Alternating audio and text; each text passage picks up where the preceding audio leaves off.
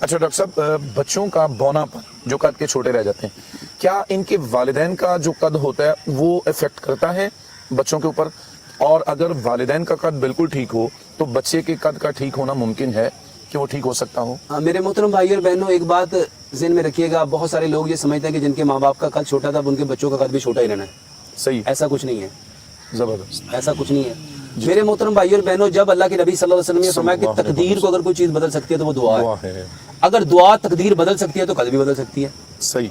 और अल्हम्दुलिल्लाह सुम्मा अल्हम्दुलिल्लाह हमने ये एक्सपेरिमेंट करवाया और अल्हम्दुलिल्लाह लोगों के कद बदले। ये जरूरी नहीं है कि माँ का कद छोटा है, बाप का कद छोटा, तब नस्ल का कद भी छोटा रहना है।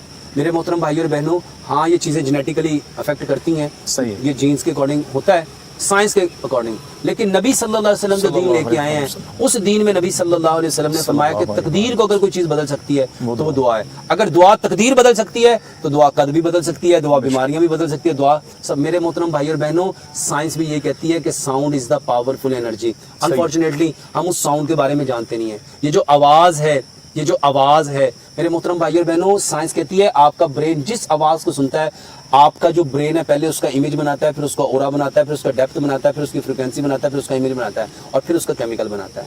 सही। कोई गाली देता है तो हमारे अंदर कितने फिजिकल चेंज आते हैं।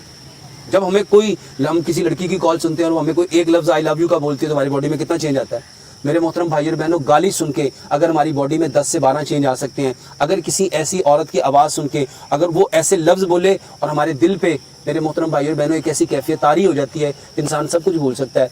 अगर गाली सुन के ये हो सकता है, मीठे बोल सुन के ये हो सकता है, तो मेरे मोहतरम भाई और बहनों, कुरान सुन के क्यों नहीं होता? नबी सल्लल्लाहु का फरमान सुन के क्यों नहीं होता? तो मेरे मोहतरम भाई और बहनों, ये जो साउंड है ये आपकी बॉडी पे इफेक्ट करता है। दुआ तकदीर को बदल सकती है। और ये जितने प्रॉब्लम मेरे मोहतरम भाई और बहनों, ये कद के छोटा रहने के एलिमेंट हैं।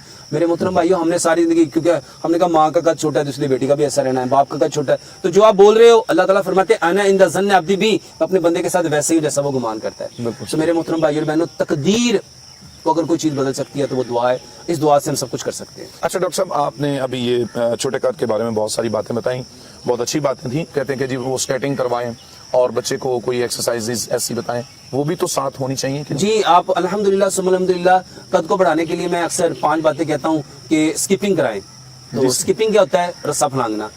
सेकेंडली मैं कहता हूँ बच्चों को बास्केटबॉल खिलाएं। तीसरे नंबर में कहता हूँ कि आप कलबंजी और मेदाने का उनको पानी पिलाएं। मेरे मोहतरम भाई और बहनों, कद को बढ़ाने के लिए मैं अक्सर कहता हूँ बांस का मुरब्बा दें। बहुत सारी चीजें ऐसी हैं जो आपकी हड्डियों के ऊपर इफेक्ट करती हैं। अब जितनी चीजें हड्डियों के ऊपर इफेक्ट करती हैं, जब आप वो करेंगे, बहुत सारी एक्सरसाइज हैं जो आपके कद को बढ़ा सकती हैं। सही। तो आप वो एक्सरसाइज कर सकते हैं, बहुत सारी चीजें आपकी हड्डियों को बढ़ा सकती हैं, उन चीजों का आप इस्तेमाल कर सकते हैं।